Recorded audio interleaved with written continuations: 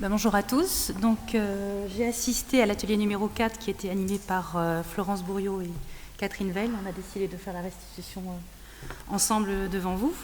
Donc, on s'est posé la question de comment faire une revue systématique avec le groupe. On a commencé par donner des définitions sur ce qu'est une revue systématique, puisqu'il arrive très régulièrement que les étudiants, les praticiens, les équipes de chercheurs viennent et nous disent qu'ils font une revue systématique ou une revue systématique de la littérature et mélangent un petit peu les différents types. Donc, par ordre croissant, on a défini ce qu'était une revue de la littérature, c'est-à-dire faire l'état de la question à un instant T. Puis, ce qu'on entendait par une scoping review, c'est-à-dire l'état de la question à l'instant T, plus l'analyse des données qui étaient parues. On est arrivé sur la revue systématique qui donc cumule les deux premières, plus une analyse des données qui sont parues ainsi que des perspectives. Et on a terminé par la méta-analyse, donc encore le niveau au-dessus, qui comprend évidemment les trois premières et qui comprend également une comparaison des articles et des données qui sont parues dans chacun des articles.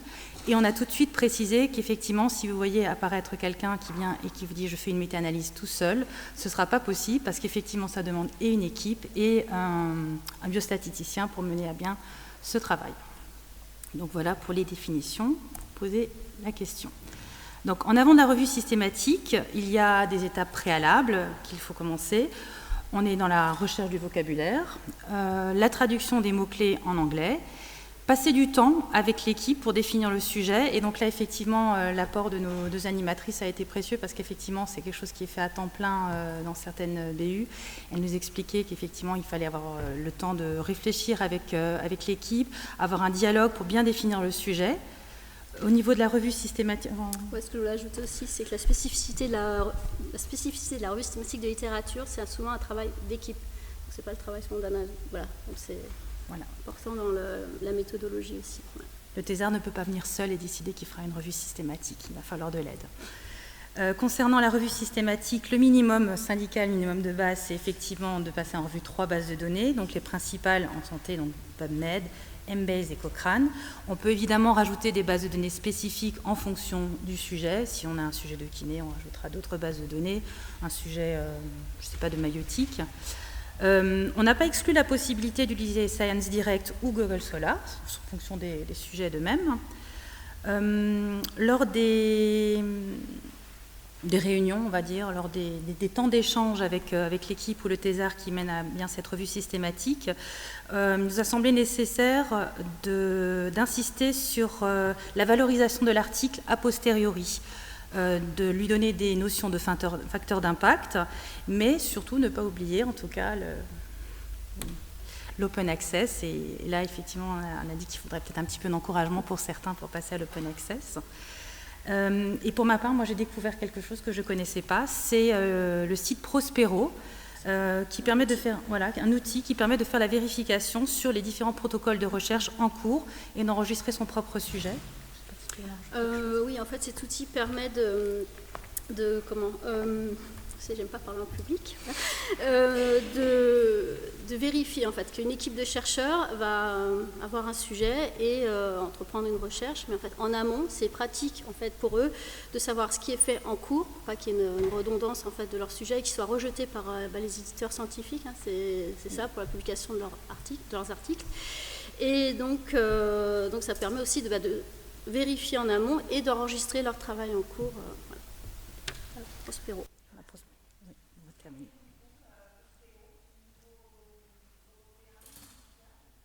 Là, je vous laisse répondre. C'est mondial, voilà. Et c'est gratuit, apparemment pas très compliqué à utiliser.